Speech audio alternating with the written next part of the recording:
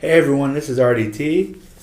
This is my NBA preview, although I'm not doing it team by team. Instead, this is going to be a list of the top 24 players in the NBA. The way this is going to go is I'm going to actually talk about the 6 players who didn't make that list, who I guess would quote unquote round out the top 30. And then I'll do like a section per player, count down from 24, 23, 22, 21, etc., etc. Then after that, I'll just quickly go through each team. I'll say like a sentence or two about each, and where I think they're going to end up at the end of the season. Who my MVP will be, all those kind of things. So here we go.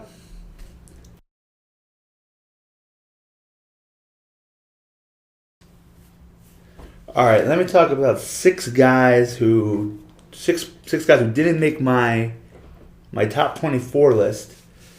And I'll talk a little bit about what's my top 24 list really entailing as well. But who they are, why they didn't make it, what might they be missing, or maybe they're not the player they were.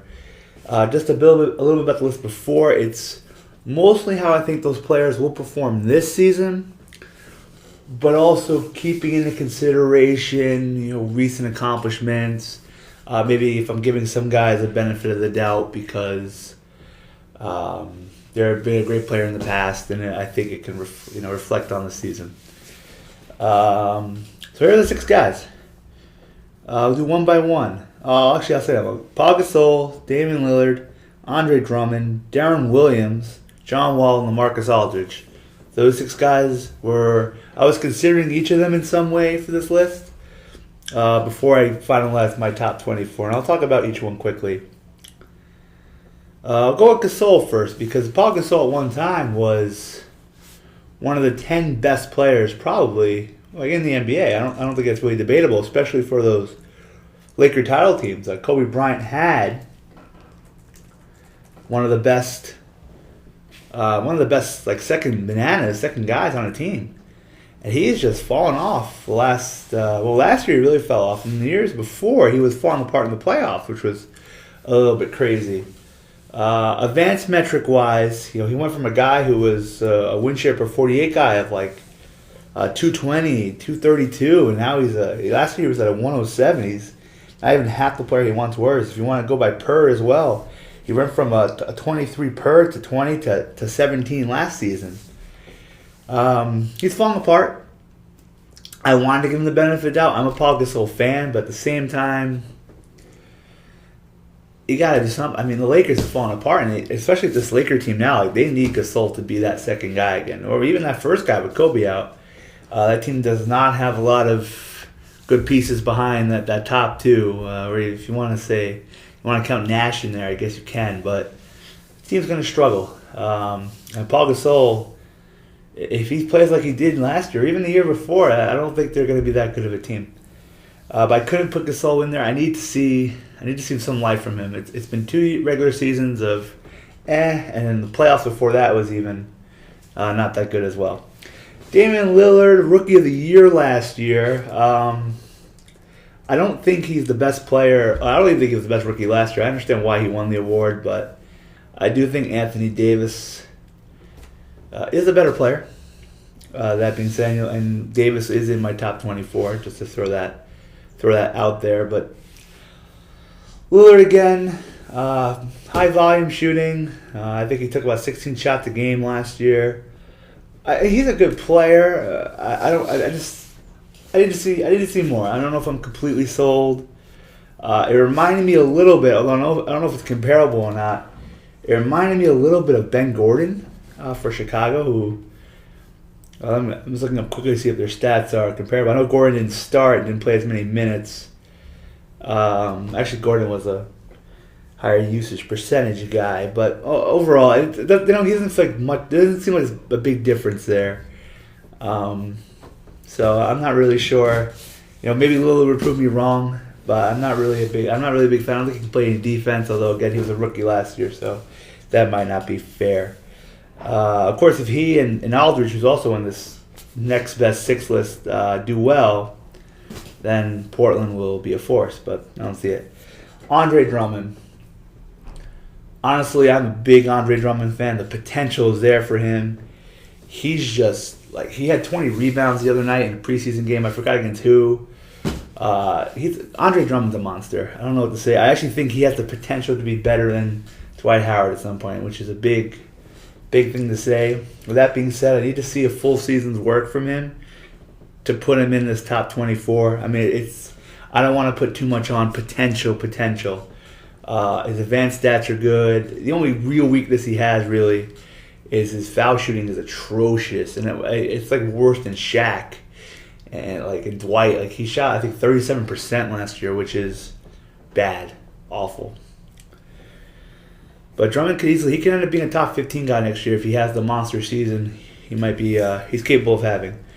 I'll get to Darren later because I think that's the most controversial one who's not in there. John Wall. I like John Wall. I know the Wizards were over a 500 team when he came back. I wasn't sure if that was like a contract year kind of deal.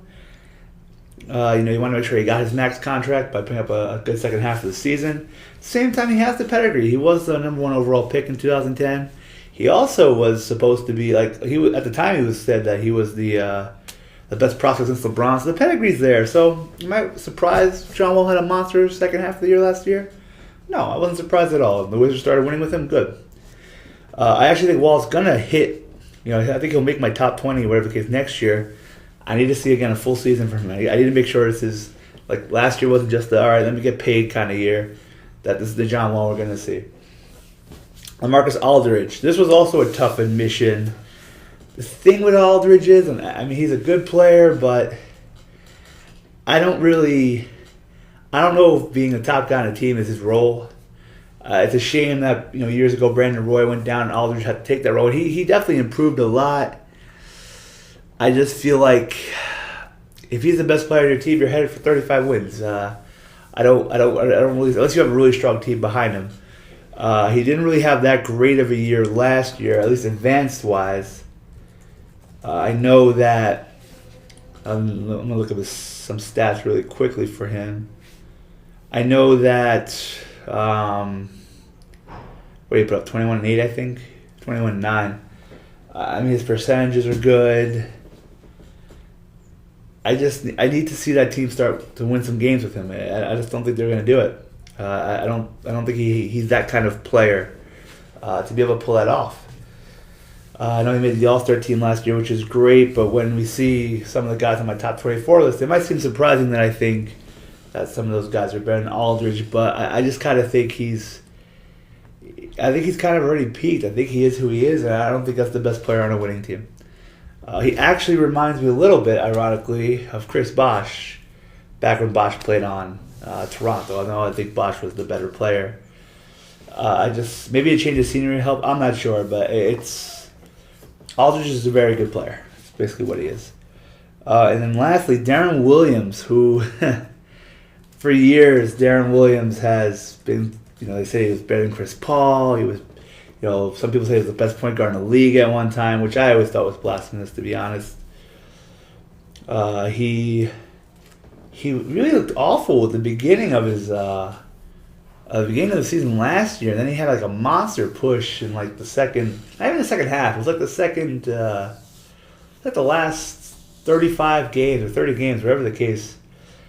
And there's all the old Darren Williams, and Darren Williams is back, and I mean that's fine. But look, I attended Game 7 of the Bulls Nets, and watching Nate Robinson just light him up. Like, I understand that defensively in the middle, Brook Lopez is pretty bad. I get that.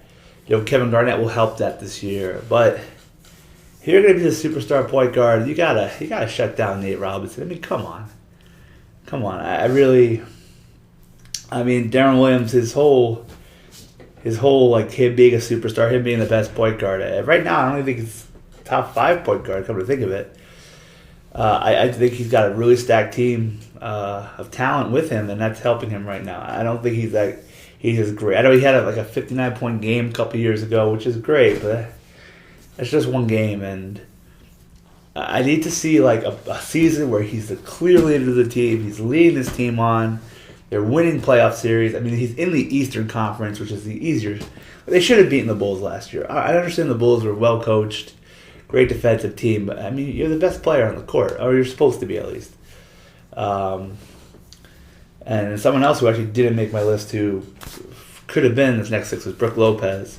Again, you have an offensive weapon there with you, and just this team this year really should win a playoff series. It should maybe even win 2. I don't know if they're going to because Chicago and Miami are great, but like Nate Robinson, how did Nate Robinson outplay Deron Williams in a Game 7 in Brooklyn? I don't understand that. All right, now it's time for the list.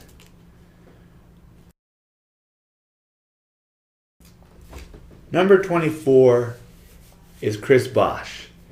Now, in terms of the actual raw statistics, that might be surprising. Chris Bosh only put up 16.6 points a game, couldn't even crack 7 rebounds a game. His rebounding percentage was, I think, at a career low and very low for a big man. So how is he in this top 24? The thing about Bosh is, and that's not viewed in statistics. It's not viewed in rankings, whatever the case is. It's actually shown in All-Star games, but you have to see how much he gave up when he went to Miami. He gave up a lot. He gave up shots. He gave up being the man. Having a role change like that, the prime of your career, that's huge. That's very hard to do.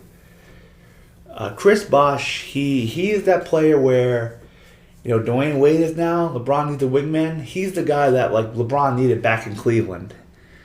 He's the guy who can put up 25, 30 points if you need him to on a night Wade's out and the Heat just want to continue rolling with a win. Anytime someone like Chris Bosh is the third best guy in your team, that's a good sign. He's still ridiculously efficient on the offensive end. Looking at some advanced stats, he put up a 114 offensive rating, 23% usage. That's great. Great. That's very good. I shouldn't say great. I get a .175 win share per 48. Very good season again from Chris Bosh. He ended up with 9 win shares total, which again is very good, especially when that's your third best player on the team. I think he's actually become a bit of an underrated defensive player. One time, Bosh had to be one of the softest defensive guys in the league, but now you see him blocking. I think it was Danny Green. He blocked in the finals. He makes plays defensively. Sometimes he doesn't score all the time. He's whatever the Miami Heat need him to be. He's got an outside shot now, even though it's not really the greatest looking thing in the world, I assume. And in fact, his percentage was pretty awful, but it's still something that from time to time probably should be respected. Actually, his percentage was 28. It's a lot worse than I had realized. The point, though, is, again, that Chris Bosh, he's what Miami needs him to be. He's the third best player on a team that was really good. 66 and 16, 28 game winning streak. Miami Heat haters can't have it both ways. They want to say Chris Bosh isn't that good, but then complain that LeBron went to Wade and Bosh to win some titles. Either Bosh is really good or he's not. You have to choose one. And the truth is, Bosh is really good. If you switched him with a guy like LaMarcus Aldridge, I don't know if Aldridge can do what Chris Bosh does, just in terms of being efficient offensively, in terms of being that role guy. At least do it as well. I mean, I do think that's Aldridge's best role, but I don't know if he'd do it as well as Chris Bosh would. Last thing about Bosh as well is that this is a guy who, when he was a top guy on his team, and I'm sure if it's, guy really gets traded, or if he gets traded again, I don't know, he gets traded for Paul Gasol, I mean, that's not going to happen, but I think he'd go back to his 19-8, 19-9 ways. Again, it's just the type of team that he's on. They don't ask him to do these things. They don't ask him to rebound. He doesn't need to do these things. LeBron rebounds. Chris Anderson rebounds. So Chris Bosh is number 24. I hope that made sense.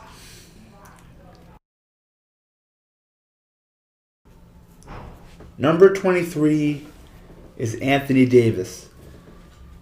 Davis is a tricky one because I know I said in my last 6 that I wasn't really basing it on potential.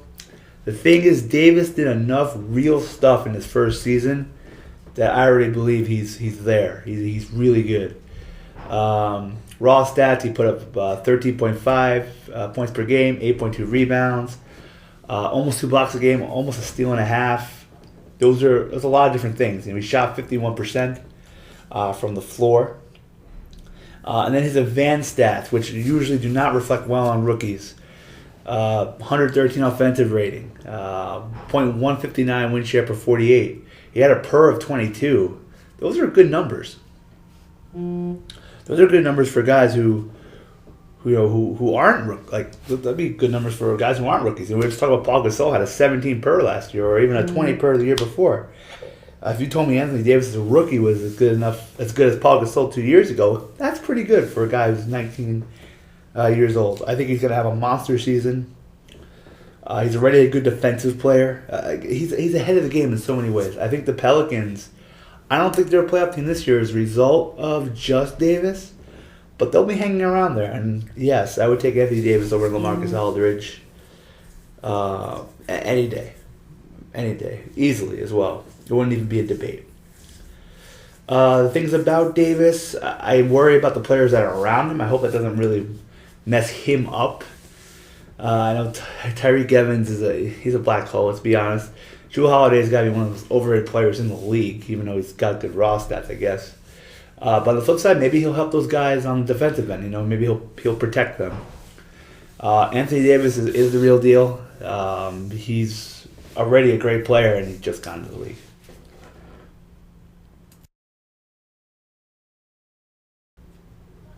Number 22 is Joakim Noah.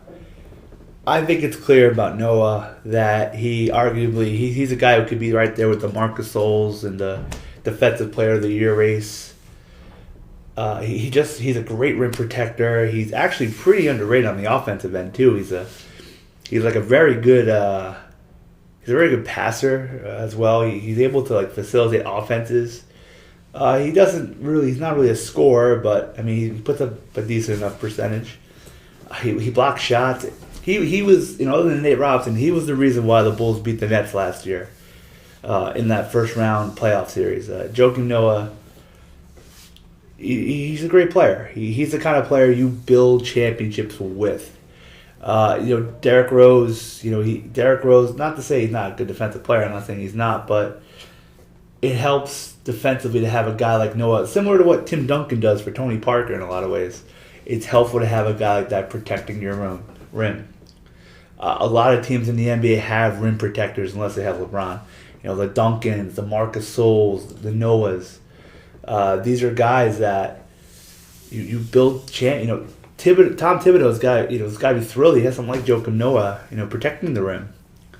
Of course, Noah's advanced stats, while not as good last year, are still solid. He's like Tyson Chandler in a way in terms of, offensively he just does what he needs to do, other than his very good passing skills. And again, he's had a defensive rating of under 100, which is great. 3 years running now. He actually had 4.7 defensive win shares for the season. Again, very good. The reason why Chicago will be there with Miami this year is not just Rose. Derrick Rose is one big reason, but it's because of Joakim Noah. It was great to see him rewarded with an All-Star appearance last year.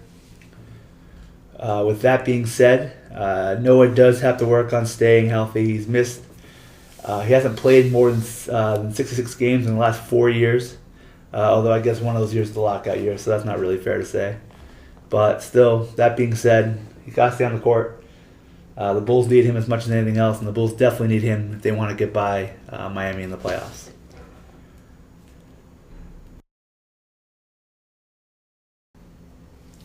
Number 21 is Roy Hibbert. 2 seasons ago, I was pretty disappointed when Roy Hibbert made the All-Star team over, I want to say it was over Tyson Chandler, but it might have been Noah. I remember being upset. I'm pretty sure it was over Chandler. I was just like, what? Roy Hibbert, what is he doing that? So especially, I didn't think he was that great of a defensive player that year either. I was like, whatever. Last year defensively, though, Hibbert stepped it up, and it showed with the Pacers. That the reason why the Knicks couldn't do anything to the Pacers in the semifinals was that presence of Hibbert. Again, the reason why Miami had so much trouble in the conference finals against Indiana was because of Hibbert. Him alone makes that team just light years better defensively. They're full of players that David West defensively, whatever. Paul George defensively, not completely there yet. Danny Granger, Danny Granger didn't play last year, but Danny Granger can't defend. George Hill, maybe, but Roy Hibbert transforms them. The hidden secret is this Indiana Pacers team. They're not really full. Paul George is there, but they're not really full of guys other than George that can really. David West can do some things offensively as well, but you're not gonna see the lights out scoring from this Pacer team. And Hibbert though lets them do that. Offensively, Hibbert's nothing special. He's good, but he's not the level of Tyson Chandler even in terms of centers being on offense and in terms of getting the little dunks. In fact, Hibbert shot 45% last year for a center. That's awful. That's really bad.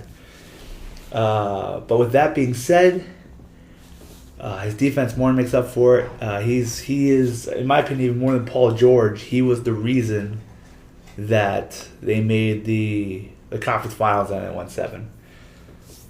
I think if the Pacers are going to be a top 2 team in the East again, it's going to be tough because Chicago is going to come back with Rose. Hibbert needs to be like the man again. He needs to control the paint. He needs to not let the Roses and the LeBrons and the Wades and the Darren and the Carmelos. He can't let those guys get buckets. He needs to be that guy. He needs to stay. He needs to make sure as well, like on the offensive end, he's decent enough. He doesn't have to be bad, but he needs to be better than what he was last year.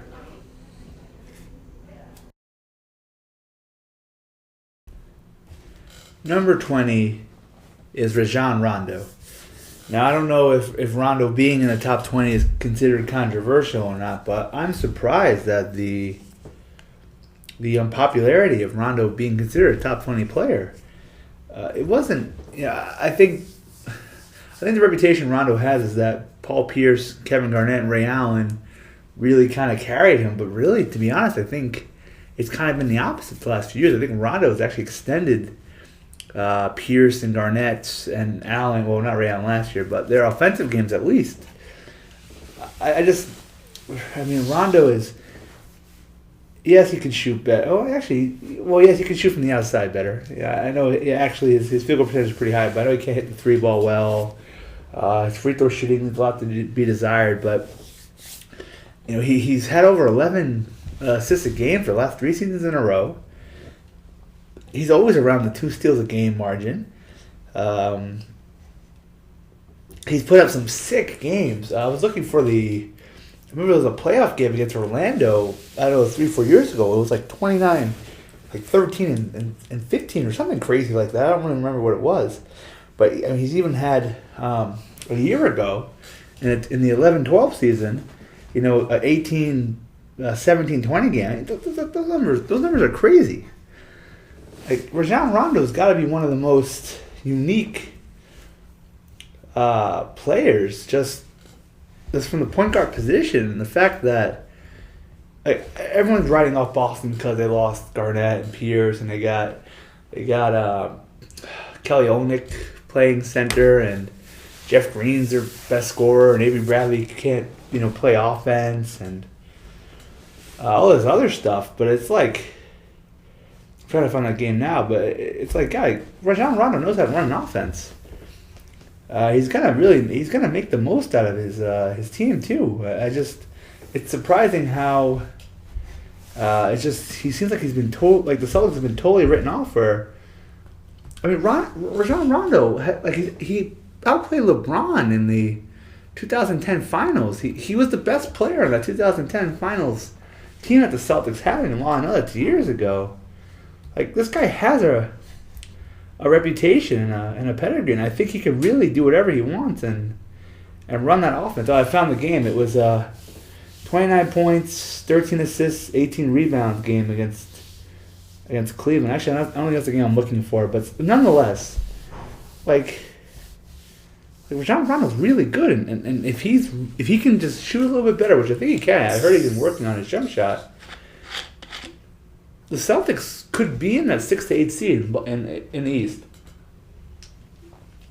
Absolutely. I can't believe how Rondo's been totally stepped. They had Deron Williams is not better than Rajon Rondo. He's just not. Maybe he has the skill set to be, but throughout his career he hasn't been. Like people thinking John Wall over Rajon Rondo. That's like why. Rondo's a proven commodity. He can run a team. He knows how to control an offense. He's a very good defensive guard. And I think he'll surprise. Rajon Rondo definitely and he needs to stay healthy, yeah, but until something goes wrong, something has to tell me that Rondo's not a top 20 point guard. At one time I thought he was one of the best point guards in the league. I'm sorry, I said top 20 point guard. I mean top 20 player in the NBA. Remember the last time he was healthy, Boston was making a surprise run at the conference finals and almost taking out the Heat again. Do not count Rajon Rondo and the Celtics out.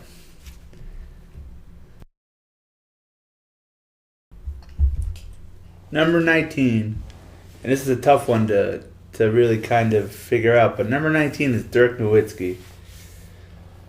Nowitzki isn't the player, well, okay, at least statistically, he hasn't been the player he was 2 years ago where he basically knocked down the top 20 of all time NBA players list with his championship victory over the Miami Heat and some of the performances he put on. And it's hard to believe that was only 2 seasons ago, considering Dallas hasn't really been all there since those finals. They haven't even won a playoff game. They didn't make the playoffs last year. But don't count Nowitzki out.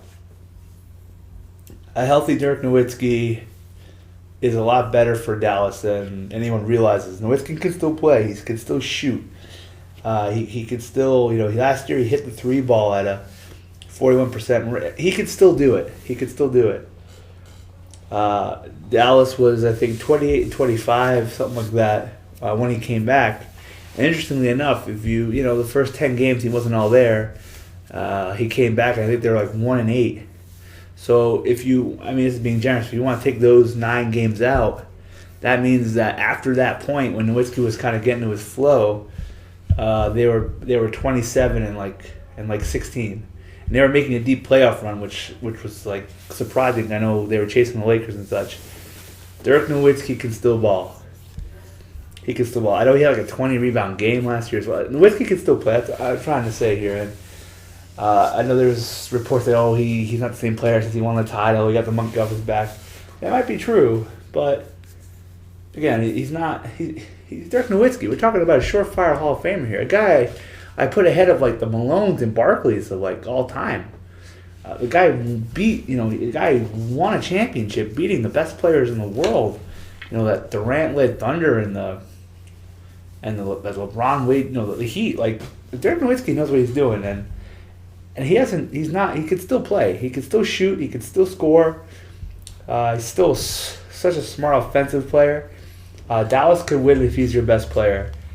I think he's going to compliment, I think Holy Calderon will compliment him well. And I think you're going to see not big, but I think you'll see a bounce back season of Nowitzki that will be similar to his finals year. He'll probably do something like 21 points a game, maybe a little less than 7 boards, and he'll get back to, I think, that 50, the 50, 40, 90 percentages. But don't think Nowitzki is just retired. He gave up to such. I think Nowitzki's hungry. I think he wants to be back in the playoffs, and I wouldn't count him out at all.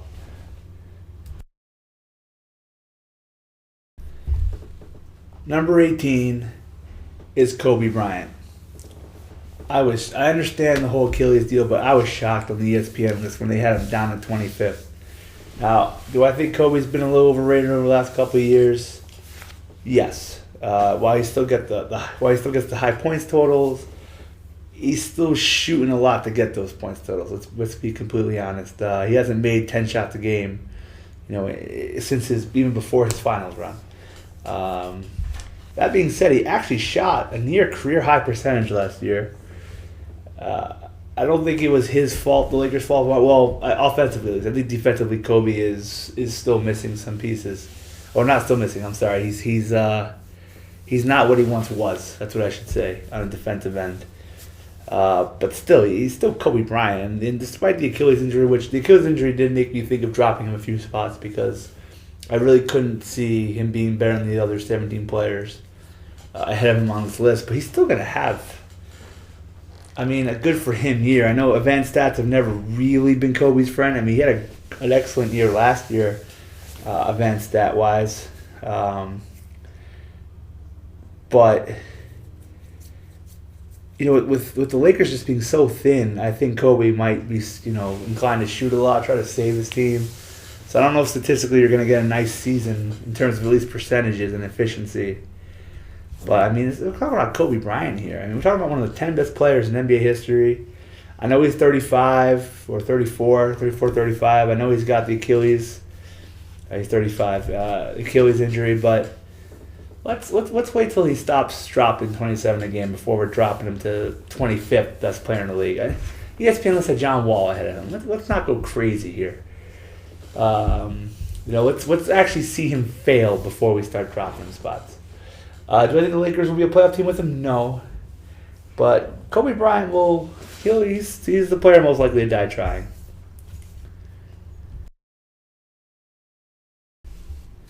Number 17. Is Dwayne Wade. If there's one player that I might have not got lowered because of his deteriorating body, quote unquote, but one player that looks like he's on the downside of his career, and I lowered him a few spots for that reason, it would be Wade. Because if you look at Wade's stats, he still played a big, he was still great last year. Not even as good, he was great. He's actually maybe one of the best second bananas in NBA history. If you look at his stats for the last couple of years, I mean, he's still almost at the 30% usage rate. So saying he's a second banana is still kind of weird. But considering the other guy's LeBron James, he's a second banana. I think the worry being about Wade is I don't know if he could play 70 games in a season anymore. He played 69 last year, and I think that's it. I don't see that going any higher. He's always gonna have those little injuries. I think he's slowly falling apart. In the playoffs, he had his. We weren't sure if Wade was there anymore. He actually didn't have a good playoffs overall. And that's where LeBron took over. And I think we're going to slowly see that Wade. I think Wade will always have his games with the proper rest. He'll have his big games. And honestly, if LeBron left, I think a Wade Bosch team would make the playoffs in the East. But I think it's only going downhill from now on for Dwayne Wade. I really do. I just don't see him being that superstar. Let's just say LeBron went down. I think he'd fall apart too. I don't see it anymore. That's a shame because Wade really, he's been maybe the most consistent superstar in terms of just banging out great years, year after year. And his body just, I don't think he can handle it much longer. He hasn't even missed a lot of regular season games, but you can tell he's fighting through those injuries. He's, missing some back-to-backs because he doesn't have to play them. I think you'll see I think overall the Heat, and the reason why I don't have him as the 1 seed, is that you'll see Wade be a little bit worse than last year. And I think that's going to continue on and on.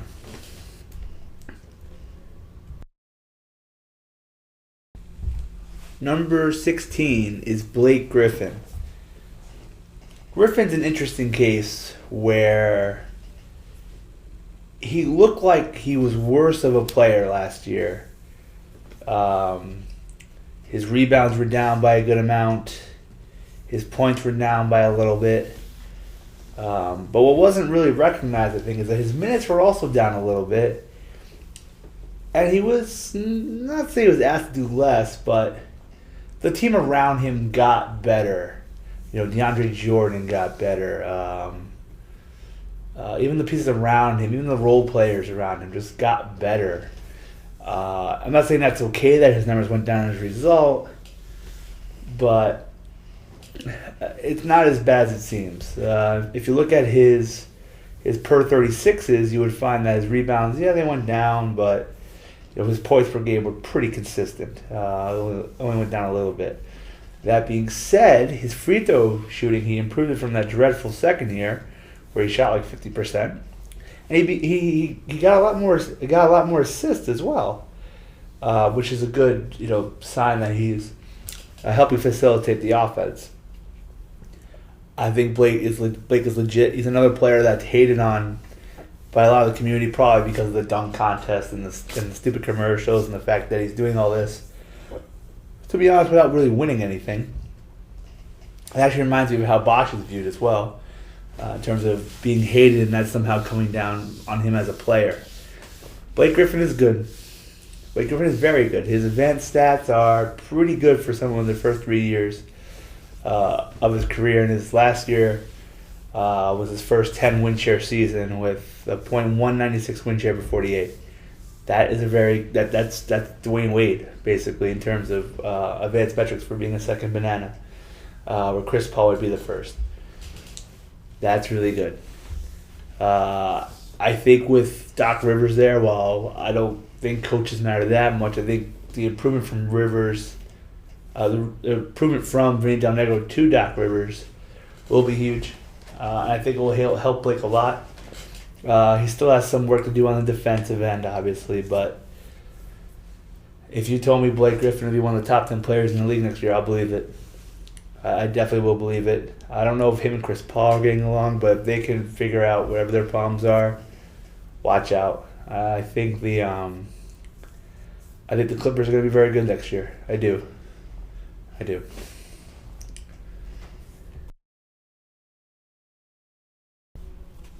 Number 15 is Kevin Love. Let's just be real. Kevin Love is a beast. There on the offensive end, he can do basically whatever he wants. He can shoot the three. It's ridiculous that a guy can just with his size can just shoot the three. In his last full season, he averaged 26 points a game, and shot 37% from 3-point line. Those are good numbers. He's a good free throw shooter. He could be better with his 2-point, his everything but 3-pointers. But look, let's just be real here. Kevin Love's a monster. Yes, last season he wasn't that good in his 18 games. He was hurt, whatever the case. Look, let's just throw. It's an injury season. He's 25 years old. He will be fine. His offensive rating numbers before this were 113, 123, then a 117 on 29% usage. That's elite offense right there. Kevin Love, if he can just make whatever improvements he needs to defensively, him and Rubio are going to be synced, which I am excited for. I remember 2 years ago Minnesota was on their way probably to a low seed in the playoffs before Rubio went down. Love couldn't do it by himself. Those two together are going to be great. Kevin Love can do it all on the offensive end, and I expect that he will. What's also interesting about Love, too, is that, all NBA players are athletes, too, but his style is, I don't want to say it's less athletic, but it's more work ethic. And I think he'll be able to recover from his injury better as a result. He doesn't, I don't want to say he's not as explosive as someone like a Blake Griffin, but his work ethic will help him get those rebounds. This one year where he had averaged 15 rebounds a game, and this guy's a monster. Kevin Love's a monster. That's basically all there is to say about that. I think there's a very good chance he gets into the 50, 40, 90 club. If not this year, then not the 90. Well, free throws, he can get to 90. I guess he won't get to 90. Probably not this year, but would it shock me if he got there at one point in his career? No, it wouldn't shock me at all. I also have Minnesota in the playoffs because of Kevin Love's comeback. And the West needs to watch out if Kevin Love's ready to go.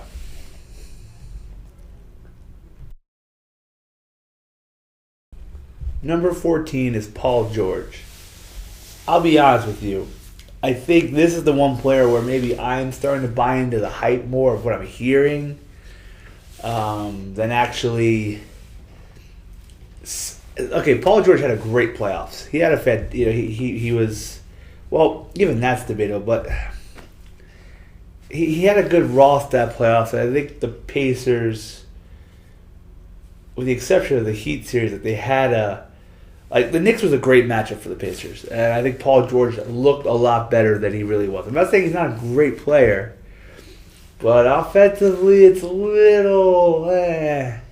I think not enough credit's given to David West. I think Roy Hibbert was a bigger reason why they went as far as they did.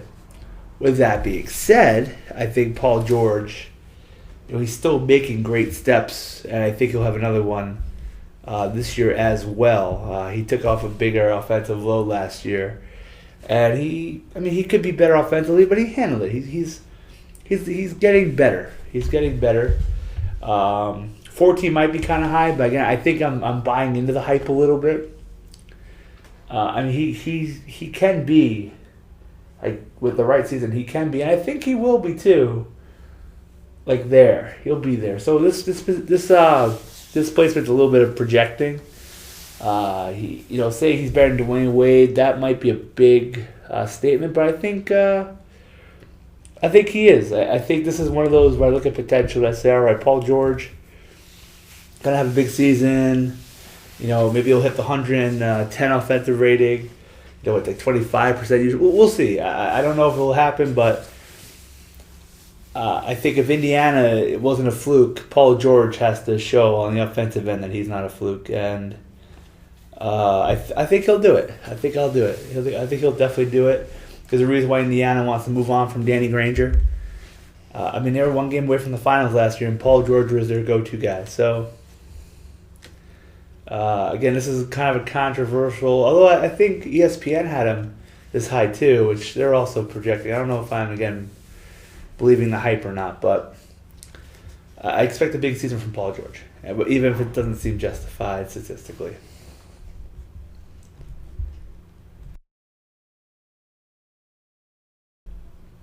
Number 13 is Carmelo Anthony. It's funny because for years people had Carmelo Anthony in the top 10, the top 5. Here's Melo. But he really shouldn't have been there yet. He wasn't really an efficient offensive player. The whole best pure scorer thing seemed kind of far-fetched because the best pure scorer in the league was either Kobe or Durant all those years. It wasn't Carmelo. And then he finally has like that really great offensive season. And it was really, it wasn't like Jordan-esque, but it was really good considering his usage. And now everyone's like, Carmelo. ESPN wrote that Paul George is better than him. Like, that makes no sense. Like, Carmelo had the best offensive year of his career. The problem with that Knicks team is not a 54-win team. I understand J.R. Smith, whatever. J.R. Smith's not that good. He's streaky, not consistent. He had a good part of his streak. Raymond Felton's abysmal point. Like Carmelo Anthony, not even Ty Chandler was like all there all year. He was still very good. He's Tyson Chandler. But Carmelo Anthony was the reason why it was a 54-win team last year. One guy gave him an MVP. Like, Carmelo had a great season, and I'm a Knicks fan. I wasn't always a big fan of the Carmelo Anthony trade. I still kind of wonder the long-term ramifications of it, but he carried the team on his back last year, so he should be. The only reason why he's not in the top 10 is because the league is getting pretty stacked. But like, if this is the Carmelo, like this Carmelo today was transported back until like 2008, he'd be right there. He'd be like a top 7 player. The league's just deeper now, which is the reason why he's not there. This year, though, I think he will take a little bit of a step back. Well, maybe not. I don't really know. I think him and Woodson connect because Woodson lets him do what he wants. I think he's naturally maturing as well. I think he's starting to realize, hey, a championship's not guaranteed. I got to earn this. I got to, maybe I got to pick up some stuff defensively because he's still not a good defensive player. And he was playing a lot of power forward last year. And, again, sure, he's bad on defense. You just hope he makes up on offense, which last year he did for a good amount. But the Knicks will go as far as he goes. If he has like a historic offensive year, even better than last year, maybe they will crack 50 wins again this year. I don't think they will. But again, the team will go as far as Carmelo Anthony because, I'm sorry, 15 minutes of Amari Stoudemire, Andrea Bargnani, again, Meta World Peace, these are not guys that are going to... It's not a pretty team. It's not a pretty team. They're going to need years from Chandler and Carmelo, mainly Carmelo, to really kind of hang with the East. And if Carmelo really wants to go all out, if he really wants to get there, he's got to start beating the Heat and the Pacers. He's got to beat the Pacers when it matters. He's got to beat the Heat when it matters. He's got to beat the Bulls when it matters. And that's in the playoffs. But Carmelo Anthony, 13, sounds about right considering how stacked the NBA is. Number 12 is Tony Parker.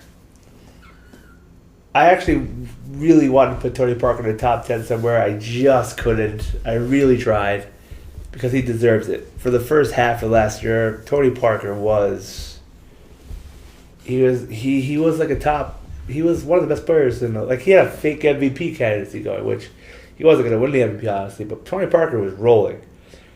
And it shocks me, more than anything else because Tony Parker, I thought he was the most overrated player in the world for years. I thought he was carried by Duncan.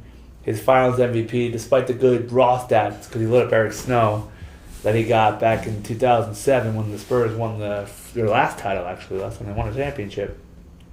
I was like, he's just, feasting on bad players. I mean, he's a good player, but not elite. He shouldn't be winning Finals MVPs. But Tony Parker really turned it up this last year, especially. He was good the year before as well, but he really turned it up in 2012, 2013.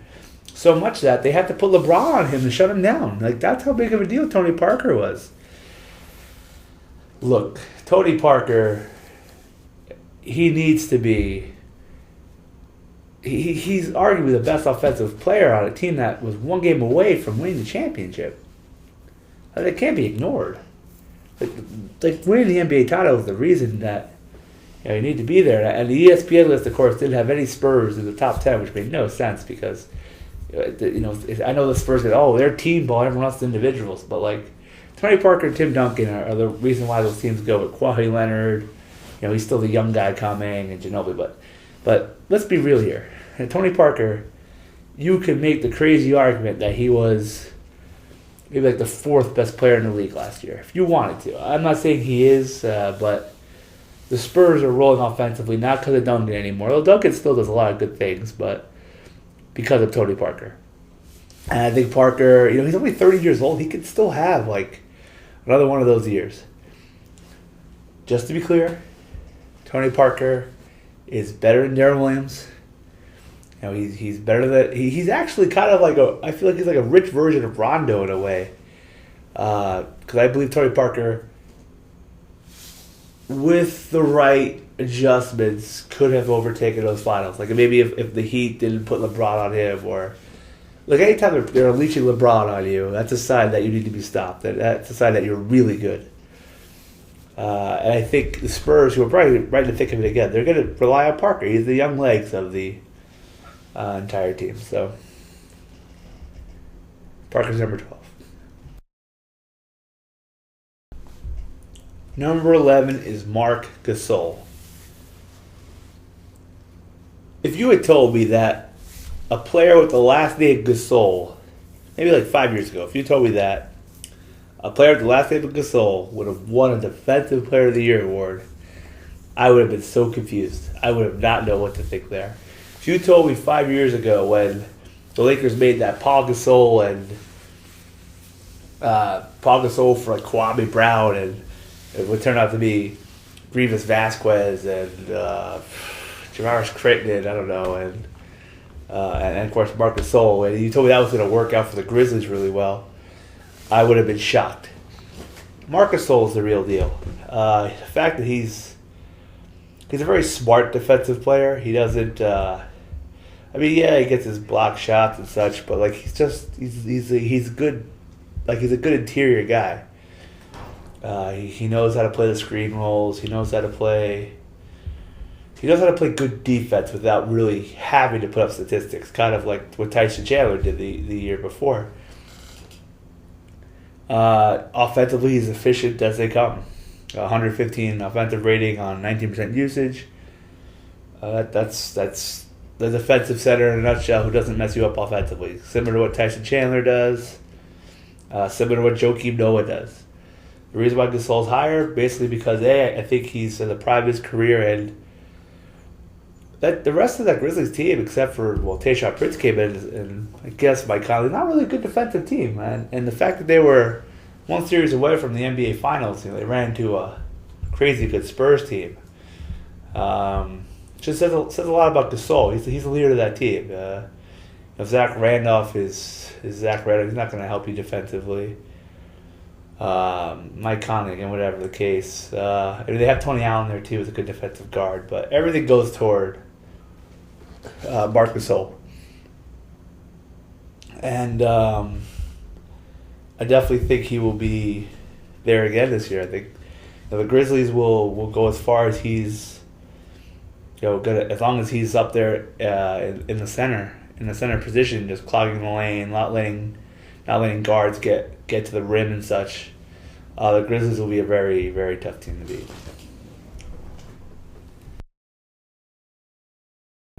Number 10 is Kyrie Irving.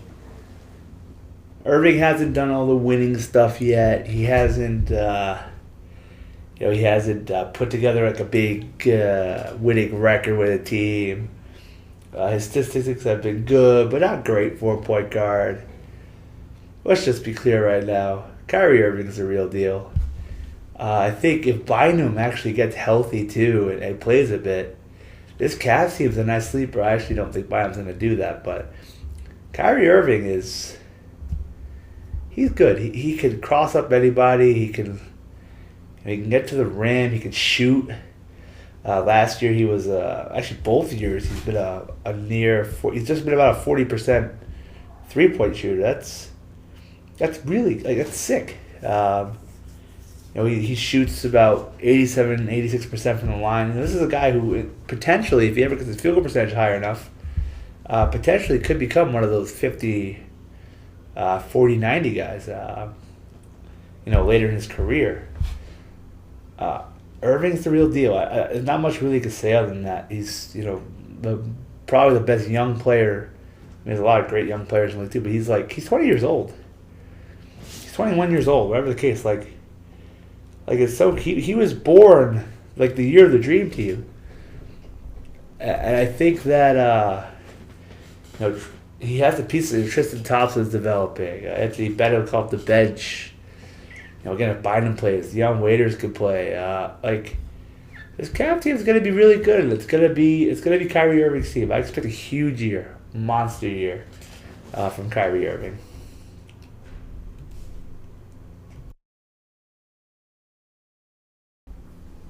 Number 9 is Tim Duncan. Let's be clear about something. For practically his entire career, you could have given Tim Duncan a Defensive Player of the Year award. That includes last year. The fact that he had a defensive rating of 95. 95, I think that's some 11 or 12 points below the league average, which is just elite. It's ridiculous. With Duncan being, again, the best player, I think it was Bill Simmons who once said that when Duncan stopped being the best player in the playoff series, the Spurs stopped winning series. And he was referring to when Paul Gasol would outplay Duncan in, when the Lakers played him, or when Steve Nash was still being elite and Duncan wasn't quite there and he couldn't take advantage of guys like Stoudemire.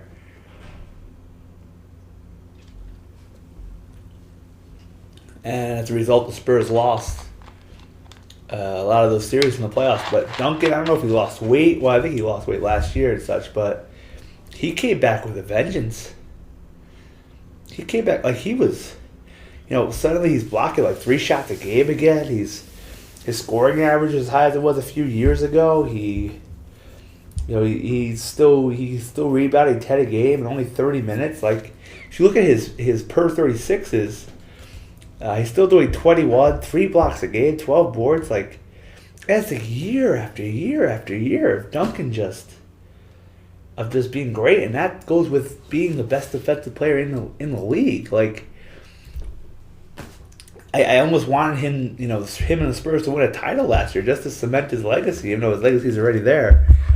One of the interesting debates are, who would you rather take? Whose career would you rather take in the last 15 years, Kobe Bryant or Tim Duncan? And you gotta take Duncan. The guy has never been bad. Never. His worst season's a win share per 48 wise is .171. His worst per is 22. Like, it's sick. It's ridiculously sick. The Spurs, again, until he falls apart, and Greg Popovich is a genius in the way he manages Duncan, but until Duncan falls apart, and the Spurs are going to be there in some way. And they'll probably have another 50-win season. That's still one of the craziest streaks, other than the lockout shortened years. Duncan's teams win 50 games every year. There's a lot of talent on that Spurs team now, and Duncan's mentoring all of them. It's crazy. Tim Duncan is... he might crack my top 5 all-time players list this year. Right now, he's 6. I really wanted to put him there after that. If he and the Spurs had beaten the Heat, I probably would have. But I see no reason why he's going to fall apart. Popovich manages him like a genius, and the idea that after that run that Tim Duncan's not a top 10 player in this league still, makes no sense. It makes sense. The guy is by 95 defensive rate. He led the league. Like he's actually the best. Like the Noahs, the Marcus Souls, the Chandlers, the Varejãos, all those centers. Like, he's the best one still, and it needs to be recognized. Like, Tim Duncan is he's the real deal. He's the real absolute deal. When the Spurs win 50 games again, and we'll all be wondering again how the Spurs have done it when, they're ridiculously old and such, and it'll be because of Tim Duncan.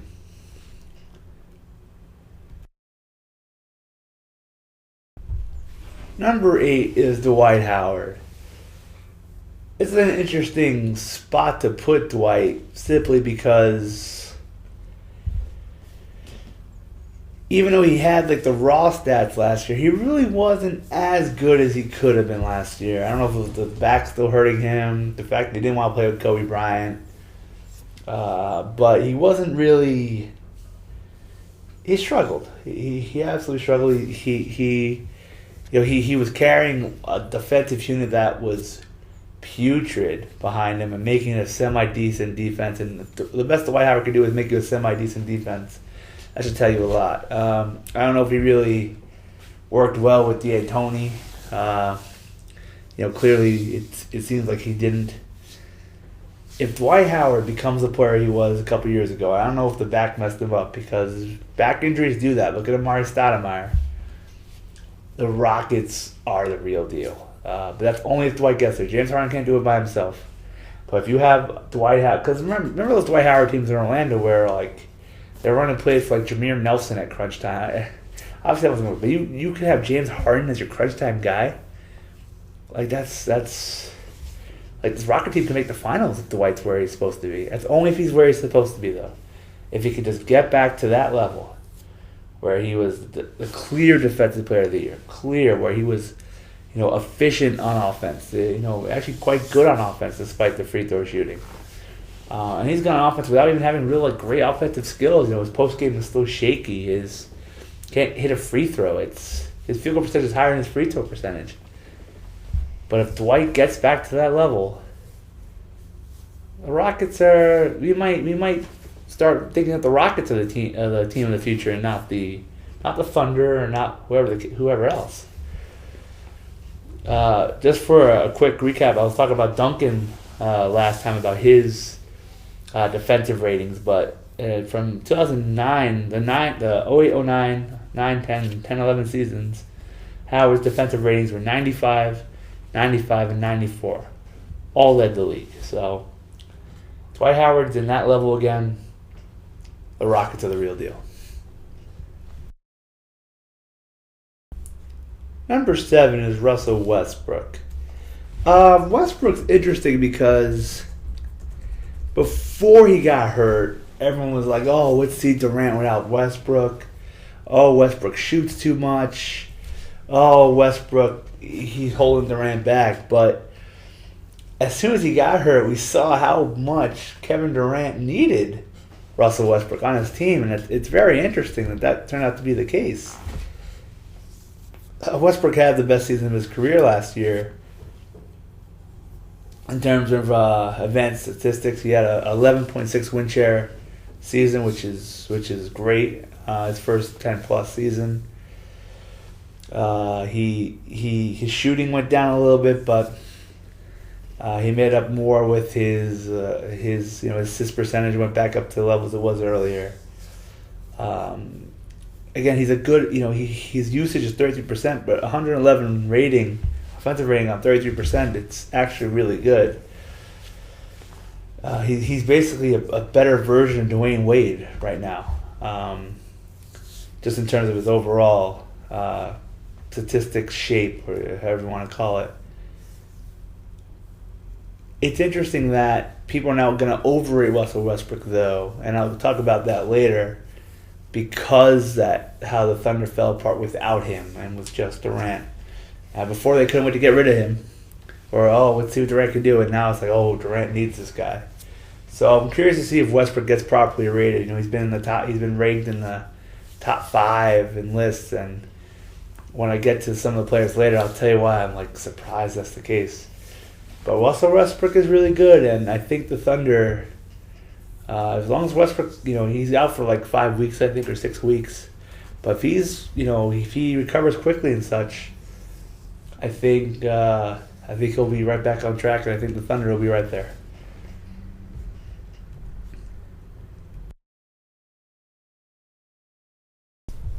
Number 6 is Stephen Curry. Stephen Curry might be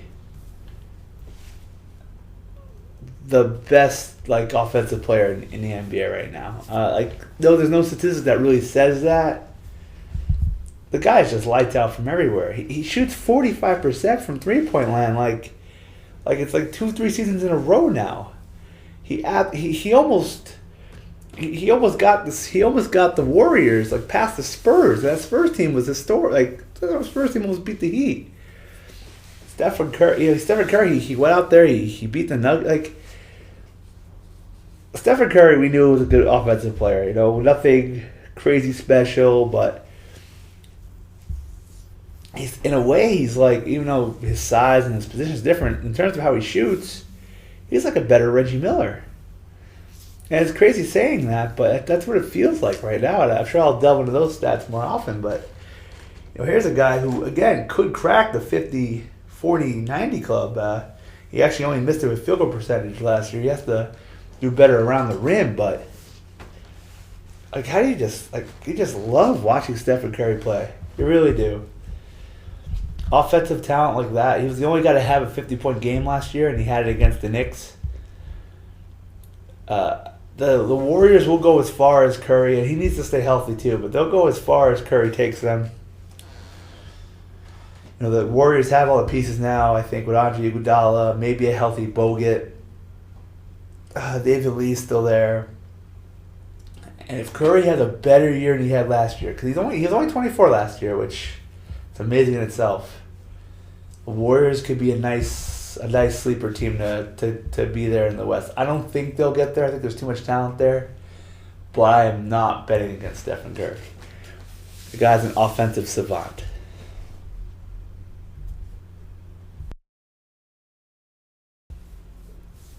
Number 5 is who I think is the second best point guard in the league, but could easily be the best, Derrick Rose. This is why I was getting kind of not upset, but frustrated at the fact that Russell Westbrook was on these top 5s.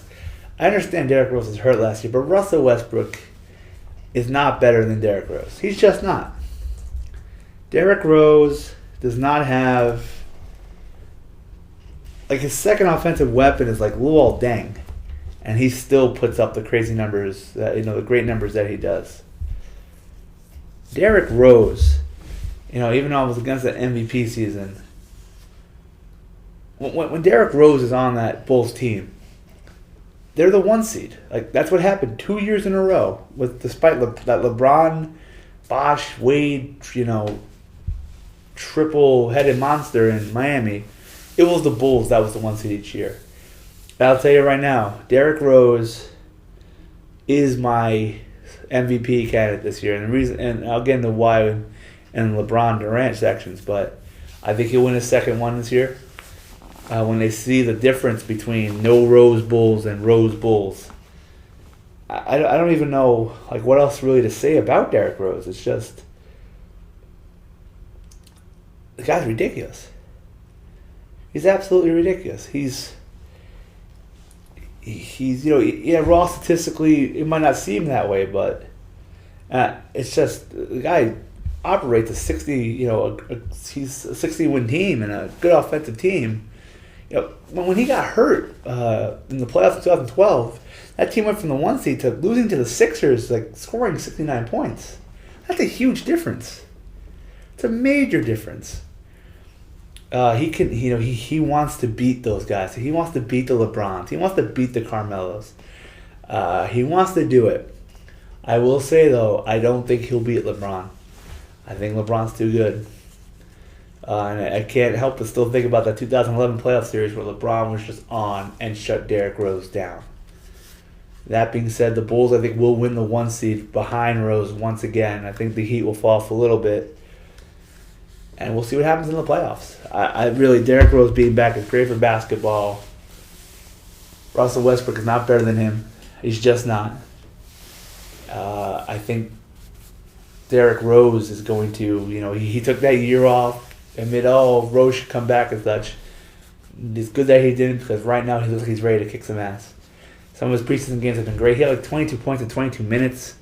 Derrick Rose is when he's going, he could be the second best player or third best player. I don't know, depending how you feel about Durant and even Paul, but he can play.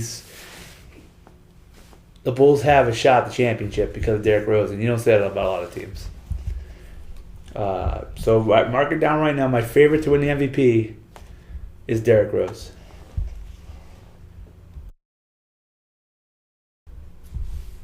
Number 4 is James Harden. Let's just be clear. The Oklahoma City Thunder messed up when they traded James Harden last year. First off, what they traded him for, which was Jeremy Lamb, a year of Kevin Martin, and a couple first round picks that aren't going to matter, and a second round pick. They should have just kept Harden the whole year and let him go, because they cost. When Russell Westbrook went down last year, if they had someone like James, I know it's hindsight 2020, it hasn't worked that way, but if someone like James Harden was helping Durant, it would be just fine. Especially the idea that they picked Ibaka over James Harden, whatever the case. James Harden is really, really good. If you look at that Rockets roster before Harden went there, people had them winning 20 games. They were wondering if Jeremy Lin was going to be I like Jeremy Lin, but if he was going to be the answer to the Rockets, if they were going to, they looked really awful without, even before they added Harden. They went through a power forward roulette that I think Markieff Morris was in there, and James Harden, and I don't think he's going to win the MVP, but because they'll give credit to White, the Rockets end up being a monster, but James Harden can play. James Harden, 26 points a game, decent percentages, 116 offensive rating on 29% usage. James Harden can really play. His All-Star appearance last year was obvious. He was the best player on a team that, if you took him away, it would probably win 20 games. I know I've said it 2 times already, but the fact that the Oklahoma City Thunder let him go for Kevin Martin's not even on that team anymore. What? That was the best you can do for James Harden. I know he had a bad finals performance in the year before, but they inadvertently called the juggernaut in the Rockets, and if the Rockets end up beating the Thunder in a big playoff series this year, they're gonna look back on that and say, "Oh wow, we screwed up." and they definitely did. James Harden is the man. He's not gonna win the MVP, but if if you told me James Harden's gonna win the scoring title this year, I'd be like, yeah, probably. It wouldn't shock me. People are gonna start doubling Dwight. Harden might get more open looks. James Harden obviously has to improve on the defensive end, but I think when you have someone like Dwight on your team, those things kind of fix itself. Watch out West, because James Harden is coming with that Rockets team.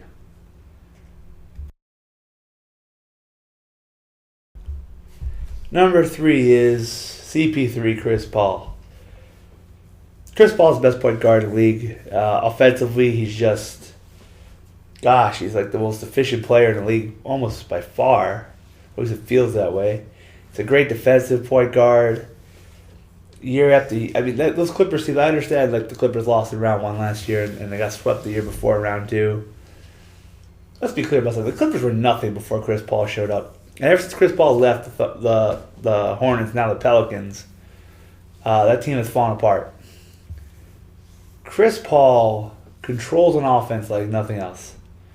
Every pass he does has a purpose. His court vision is ridiculous. If they give him and Blake Griffin get on the same page more, it could be the best 1-2 punch in the league. We know Chris Paul advanced statistically. He's up there. The top 3 players are all up there. Raw stat wise, he doesn't put the numbers up that he once did. But truthfully, he doesn't need to. That's not his game. It's not his game to. You don't need to put up numbers to be a great player. That's one of the misconceptions. He'll never win an MVP this way, but really, who cares? That's not what Chris Paul is, all about. Chris Paul is about winning games. That offense clicks with him there. He's the best point guard in the league. He does everything you want from a point guard. He can drive. He can shoot. I think I know his 3-point percentage was down, but he's the guy who shot 40% from the 3-point line before in his career. He can literally do it all. He doesn't turn the ball over.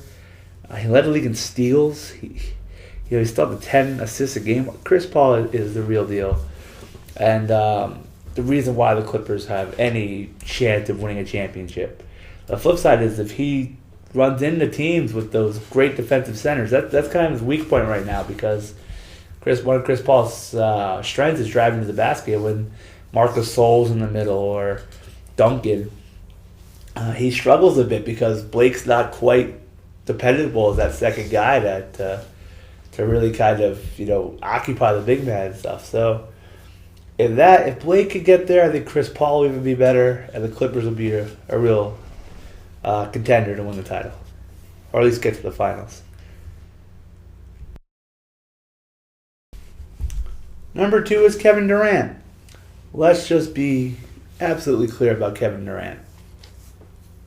He is the second best player in the league. He's, in terms of his offensive efficiency, he's unstoppable. He's the best pure scorer in the NBA. It's not Carmelo Anthony. It's not LeBron, although it could be LeBron one day. He can do whatever he wants with the basketball on the offensive end. He shot 51% last year, 42% from 3, 90% from the line. He's unstoppable. He's absolutely unstoppable. The only glitch, of course, is we don't know now what he can do without. Is he good enough to win games without Russell Westbrook? We don't know.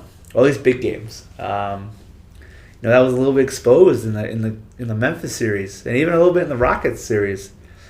I'm very curious to see, those first few weeks when Westbrook's not there, what Durant's going to do. But in all honesty, Durant will probably be fine. There's a guy who's, he's playing important playoff games when he's 22 and 33 years old. This guy's a long career ahead of him. We're going to be looking at, I think, maybe the best offensive players, maybe of all time, if he keeps this up, which is ridiculous to say now, but unfortunately, this might hate on all Kobe fans and stuff, but with Durant, if Durant keeps this up, people are going to forget about Kobe Bryant, and people are already forgetting about Allen Iverson, so. But Kevin Durant's basically on offense a better Tracy McGrady. He still has some work to do on the defensive end, and if he does that, that will only help his team.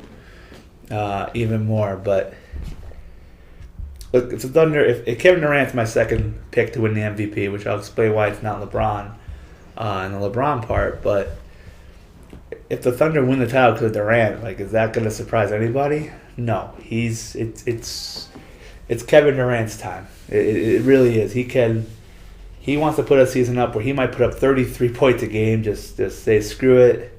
He's getting hardened by these losses, I'm sure. The Thunder are my pick to go to the Western Finals, and it's because of Kevin Durant, not Russell Westbrook.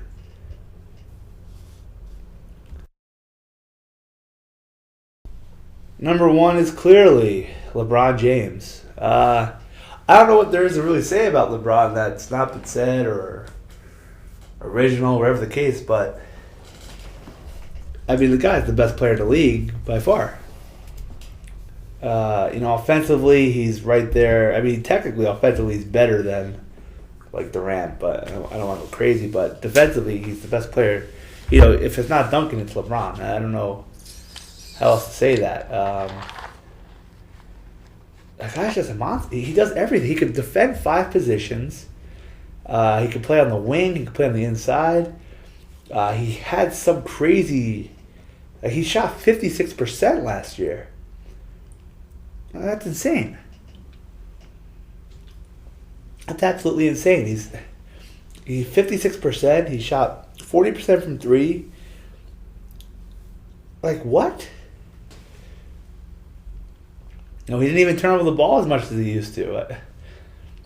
Like, the only reason why LeBron James is not my pick to the MVP is not because he doesn't deserve it, because LeBron James should be the MVP every year. Even that year Rose won the MVP, that should have been LeBron's. But the voters won't vote for him unless the Heat do something historic. So I think LeBron either has to do like some crazy triple-double year, like 26, 10 and 10, or the Heat to do it in 70 games, which I don't think either of them is going to happen for him to win the MVP. They just won't give it to him, even though he deserves it.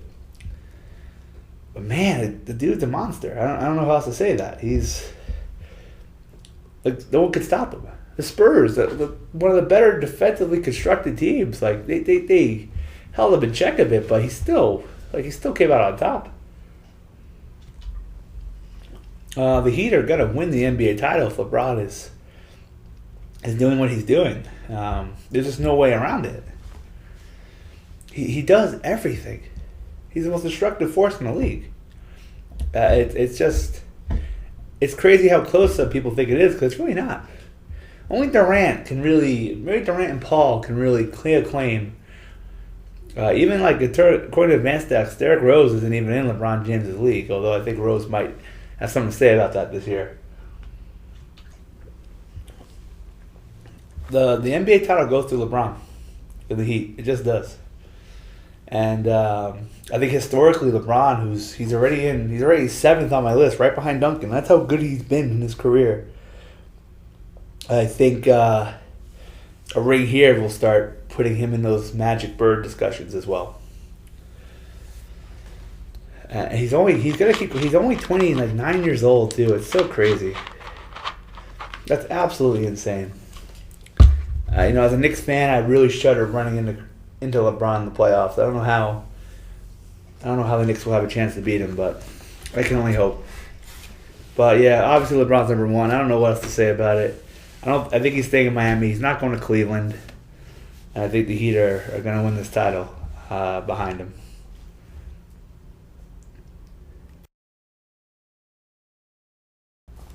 For the last part of this, I'm just going to quickly talk about my predictions, how each team is going to be ranked. Quite a quick blurb about each of them and how I think some of the awards and finals are going to play out. I'll do the Eastern Conference first because it's an easier conference to figure out. I'm going to start from the top. I think the Bulls will be the number 1 seed again with Derrick Rose. I think it's a really well-constructed and well-coached team. And I also think the number 2 team in the East, Miami, will fall a little bit. It's kind of one of those, it's really hard to three-peat. Usually the third team in a row is not the best one. A great example is the 92-93 Bulls that won, I think, 56 games. and actually didn't even have home court against the Knicks, but they beat the Knicks anyway. I think you'll see a similar pattern here. The Bulls got the 1 seed, but the Heat are still going to win the title. I think the Nets will win the 3 seed. There's a lot of talent on that team. I also think Indiana's not. I mean, Indiana only won 49 games last year, and that was with a weaker Nets team, a weaker Bulls team. So I think the Pacers will stay where they are, but drop to the 4 seed just because of the Bulls coming back. The Knicks, I just don't think they can hang with those top 4 teams, and I think they're the clear 5th seed unless Carmelo really goes nuts. But even if that happens, I think their ceiling is the 3rd seed. Then it gets crazy because those are I think the clear top 5 in the East. I put the Wizards in the 6th slot, the Pistons in the 7, and the Cavs in the 8. The Wizards, I'm giving John Wall the benefit of the doubt here. They made that recent trade, giving away the, I don't know what you call it, the corpse. I don't know, the Okafor's contract for at least Gortat, who will be a good offensive weapon for them. I just think the East is weak enough where they'll sneak in there with like 43 wins. The Pistons, I had there too. There's a lot of talent on that Detroit team. I don't know how well it's going to mesh, but they should be at least in that 42, 43 win range as well. The Cavs, I'm really just giving a lot of credit to Irving. If Biden plays and he's good, that could just help them get there as well. I have the Hawks missing out. The Hawks team really has nothing much left except for Al Horford and Lou Williams. I don't even know if Lou Williams is playing, but I don't see much from the Hawks team. Boston, as much as I praise Rajon Rondo, that team, the rest of the team is pretty bad, so I don't see them really. They might contend for an 8th seed, but I don't think they'll get it. The Raptors, look, if you're relying on Rudy Gay, that's a problem. Rudy Gay is not good. The Bucks, again, this OJ Mayo is like their top scorer. I don't see how that's going to be a thing. I know they have either Sova and Larry Sanders, but it's not good enough to. It's not going to be good enough this year. I think the East is struggling. It's been in years. The Bobcats, again, Al Jefferson. Again, I think they'll contend for an 8th seed. I don't think they'll win it. I don't think Al Jefferson's enough. I don't think MKD and Kemba Walker are going to develop enough for them to be a contender. Then the Magic, again, I don't. Glenn Davis. I mean, Oladipo is nice. See how he develops, but I don't see. Vukovic, I don't know how to pronounce his name. Vukovic. He's a good rebounder, but again, there's not enough pieces here for him to really be much of a contender. I mean, they have a lot of nice pieces they could build on, but it's going to take some time still. Lastly, in the East, you have the 76ers.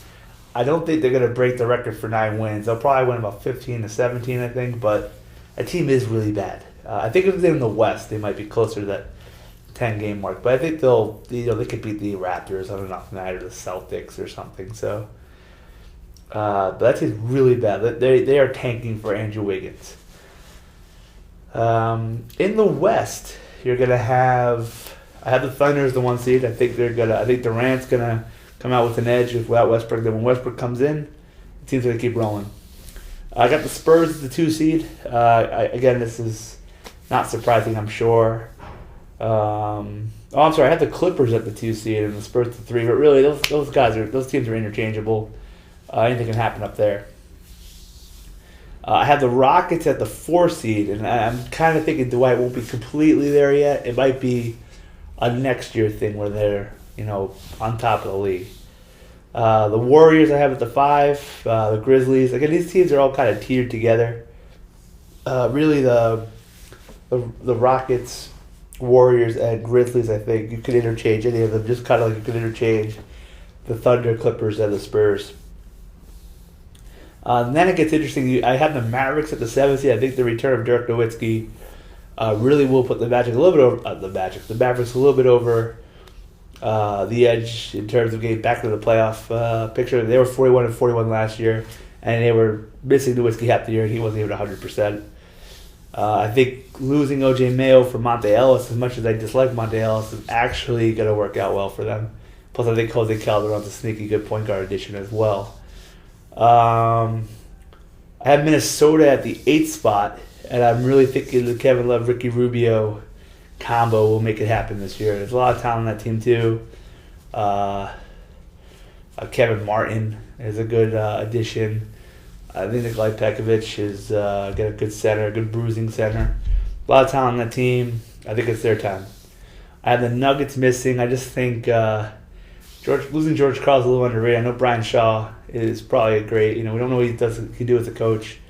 It's kind of like like the Nets in the East. They got rid of PJ Carlesimo, who I don't think is a good coach for Jason Kidd. So I don't think there's a big downgrade there. But in the West, I think George Karl and Brian Shaw, you don't really know how that's going to turn out. Gallinari's hurt. They lost Iguodala. Tyler Lawson's a good player, but we'll see. I just think they're gonna lose a lot of ground. I think they're gonna lose. I think they'll win 40 games, but miss. The Pelicans and the Lakers kind of interchangeable. The Pelicans, they have a lot of talent, especially led by Anthony Davis, who made my top 24 list. I just really wonder about guys like Tyreek Evans and Jrue Holiday. I'm not really big fans of either, especially Jrue Holiday, who has those sneaky good stats but turns over the ball like nothing else. And it's the reason why the Sixers can't really do anything with him as their lone all-star last year. The Lakers, as much as, Pau Gasol has to have a comeback year, Kobe needs to be great as soon as he comes back. And even then, that's 40 wins max? This team is one of the worst defensive teams I've ever seen. They're trying out a starting lineup of Pau Gasol, Shawty Williams, Nick Young. I don't even know who the shooting guard is, and Steve Nash. It's really bad. I feel like it's gonna bother me who the shooting guard is now too. But this is not a good. I don't know what they're hoping. I don't know what's being hoped for here for Laker Town. And Steve Nash he's kind of done too. I have him at 35 wins, and I that might be being generous. I think it's time for the Lakers to move on from where they're at. I have Utah in that tier as well. Utah's a lot of nice young talent, though. They can make a play for the 8th seed if Cantor and Favors are ready to go. And then I have the Kings and the Trailblazers. The Kings, I think, are going to get a little boost from. I think DeMarcus Cousins is going to have a nice year. I think he's going to mature a bit, and I think you'll see a better DeMarcus Cousins. I don't think he'll be enough to get him to the playoffs, but there'll be more hope in Sacramento than there have been in recent years. The Blazers, I know they have Aldridge and Lillard, and Batum. I just don't like that team. I think Aldridge is going the wrong way. I don't think Lillard is who he is. I know that's a lot to say after a rookie year, but I'm not feeling it. Batum's a nice, efficient guy. I just don't think the team has enough talent to be much better than what they are, and I think it's time to go to the taking route and rebuild. They might even trade Aldridge in the middle of the year. So, and then lastly, the Suns, who just traded for. I probably would have made him worse. I made these predictions before the Gortat before trade, but I already had him winning 21 games, and now they traded Gortat for nothing basically. So I don't know what that's going to be like either. Some quick awards. I think your Rookie of the Year, I think Victor Oladipo is the favorite. Maybe I can go on. The Rookie can go a lot of ways actually. I don't know about Shabazz. I don't know. Well, not Shabazz. Ben McLemore. I don't know.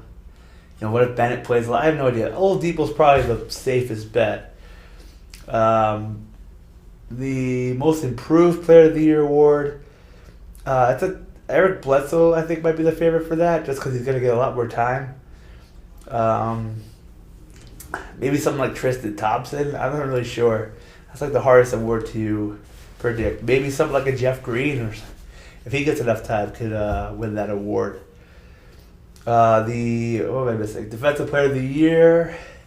I think I think it'll be Dwight again, but if it's not, it'll probably go to Nick Noah. I think Joakim Noah is well deserved for winning an award like that. But I'm gonna say officially Dwight re-wins that. I think he reestablishes himself as a defensive force that he wasn't really in LA. He was, and he didn't really finish great in Orlando. Although technically he actually might have been deserving, even though Tyson Chandler won it.